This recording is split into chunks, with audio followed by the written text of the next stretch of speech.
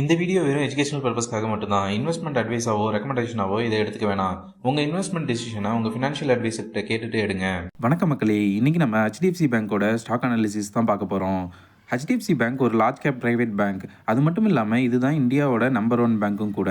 உலகத்திலேயே லார்ஜஸ்ட் பேங்க்னு பார்க்கும்போது இது 10வது பொசிஷனை பிடிக்குது.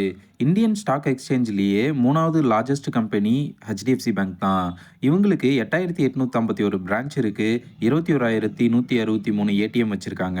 ஹெச்டிஎஃப்சி பேங்கோட ரெவன்யூ மிக்ஸ்னு பார்க்கும்போது ரீட்டைல் செக்மெண்ட்ல 40%, ஹோல்சேல் பேங்கிங்கில் 27%, இன்சூரன்ஸ் பிஸ்னஸில் 17%, ட்ரெஷரியில் 9% ரெவன்யூ மிக்ஸ் வச்சிருக்காங்க. ஹெச்டிஎஃப்சி பேங்க் ஒரு ப்ரொஃபஷனலி மேனேஜ்டு கம்பெனிங்கிறதுனால ப்ரொமோட்டர் ஹோல்டிங்ஸ் 0ல் தான் இருக்கும். இவங்க கிட்ட loans, credit cards, account opening, இன்வெஸ்ட்மெண்ட்னு சொல்லிட்டு கிட்டத்தட்ட 30 பேங்கிங் ப்ராடக்ட்ஸ் இருக்கு. ஹெச்டிஎஃப்சி பேங்க்குக்கு ஹெச்டிபி ஃபினான்ஷியல் சர்வீசஸ்னு சொல்லிட்டு ஒரு சப்சிடரி கம்பெனியும் இருக்கு. இவங்களோட ப்ராஃபிட் அண்ட் லாஸ் ஸ்டேட்மெண்ட் பார்க்கும்போது சேல்ஸ் இயர் ஆன் இயர் இன்க்ரீசிங்கில் தான் இருக்கு. 2021 1,28,552 கோடியாக இருந்த சேல்ஸ் 2025 3,36,367 கோடியாக டபுள் ஆகியிருக்கு. காம்பவுண்டட் சேல்ஸ் க்ரோத்னு பார்க்கும்போது கடைசி 5 வருஷத்தில் 22% க்ரோ ஆயிருக்கு. ப்ராஃபிட்னு பார்க்கும்போது அதுவும் இயர் ஆன் இயர் ரைசிங்கில் தான் இருக்குது. 2021 31,857 கோடியாக இருந்த ப்ராஃபிட் 2025 73,440 கோடியாக உயர்ந்திருக்கு. காம்பவுண்டட் ப்ராஃபிட் க்ரோத்னு பார்க்கும்போது கடைசி 5 வருஷத்தில் 21% வளர்ந்துருக்கு. இவங்களோட பேலன்ஸ் ஷீட் பார்க்கும்போது ரிசர்வ்ஸ் 5,37,608 கோடியாகவும், அசட்ஸ் 15,538 கோடியாகவும் இருக்குது. கிராஸ் என்பிஏ 1.33%லையும், நெட் என்பிஏ 0.4%லையும் இருக்குது. இவங்களோட கேபிட்டல் அடிக்குவேசி ரேஷியோன்னு பார்க்கும்போது 19.3% இருக்கு. ஹெச்டிஎஃப்சி பேங்கோட லோன் புக்னு பார்க்கும்போது 25,19,000 கோடி இருக்கு. ஹெச்டிஎஃப்சி பேங்கோட டெபாசிட் ரேட் பார்த்தோம்னா 25 லட்சம் கோடியை தாண்டி இருக்கு.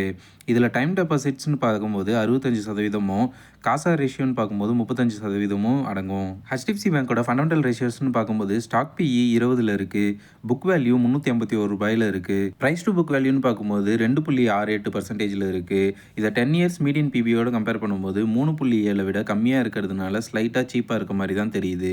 ஆர்ஓஇ 7.5%லையும், ஆர்ஓசிஇ 14.4%லையும் இருக்குது. பேலன்ஸ் ஷீட்டையும் ஃபண்டமெண்டல் ரேஷியோஸையும் வச்சு பார்க்கும்போது ஹெச்டிஎஃப்சி பேங்க் ஃபண்டமெண்டலாக இப்போ ஸ்லைட்டாக சீப்பாக இருக்க மாதிரி தான் தெரியுது. ஹெச்டிஎஃப்சி பேங்கோட டெக்னிக்கல் சார்ட் பார்க்கும்போது அதோட ஆல் டைம் ஹையான 1,020 ரூபாயிலிருந்து 10% கிட்ட ஃபால் ஆகி 940 ரூபாயில் ட்ரேட் ஆகிட்டு இருக்குது. டெக்னிக்கலி ப்ரீமியம் ஜோனில் தான் இருக்குது. இன்னும் ஹெச்டிஎஃப்சி பேங்கோட ஓவரால் சம்மரின்னு பார்க்கும்போது ஃபண்டமெண்டலாக ஸ்ட்ராங்கான பேங்க், ஸ்ட்ராங் சேல்ஸ் க்ரோத் இருக்கக்கூடிய பேங்க், எக்ஸப்ஷனல் ப்ராஃபிட் க்ரோத் இருக்கக்கூடிய பேங்க், ஃபண்டமெண்டலி ஸ்லைட்டாக சீப்பாக இருந்தாலும் டெக்னிக்கலி ப்ரீமியம் ஜோனில் இருக்கிறதுனால 800 ரூபாய்க்கு கீழே வந்தால் தான் நான் கன்சிடர் பண்ணுவேன். நீங்கள் என்ன பண்ண போகிறீங்கன்னு கமெண்ட்டில் சொல்லுங்கள். இந்த வீடியோ எஜுகேஷனல் பர்பஸ்க்காக மட்டும்தான். ஸ்டாக் ரெக்கமெண்டேஷன்ஸ் கிடையாது. நீங்கள் இன்வெஸ்ட் பண்ணணும்னு நினச்சிங்கன்னா உங்கள் ஃபினான்ஷியல் அட்வைசரை கேட்டுட்டு இன்வெஸ்ட் பண்ணுங்கள். இந்த வீடியோ இன்ஃபர்மேட்டிவாக இருக்குன்னு ஃபீல் பண்ணிங்கன்னா இந்த வீடியோக்கு லைக் பண்ணிக்கோங்க. மறக்காமல் நம்ம சேனலுக்கு சப்ஸ்கிரைப் பண்ணிக்கோங்க. மறுபடியும் ஒரு அனாலிசிஸ் வீடியோவில் வந்து உங்களை மீட் பண்ணுறேன். அண்டில் தென் பை ஃப்ரம் பங்குச்சந்தை பட்டதாரி.